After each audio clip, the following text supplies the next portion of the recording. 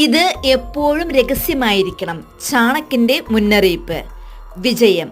ഒരാൾക്ക് വിജയം കൈവരിക്കണമെങ്കിൽ ഒരു കാര്യം എപ്പോഴും മറച്ചു വെക്കണമെന്ന് ആചാര്യ ചാണക്യൻ പറയുന്നു. പദ്ധതികൾ. ആചാര്യ ചാണക്യന്റെ അഭിപ്രായത്തിൽ ഒരു മനുഷ്യൻ ഭാവിക്കായി തയ്യാറാക്കുന്ന പദ്ധതികൾ എപ്പോഴും രഹസ്യമായി സൂക്ഷിക്കണം. സൂക്ഷിച്ചാൽ ആചാര്യ ചാണക്യന്റെ അഭിപ്രായത്തിൽ ഭാവിയിലേക്കുള്ള കർമ്മ പദ്ധതികൾ രഹസ്യമായി സൂക്ഷിച്ചാൽ ആ കർമ്മം പൂർത്തീകരിക്കപ്പെടും. നിശബ്ദമായി.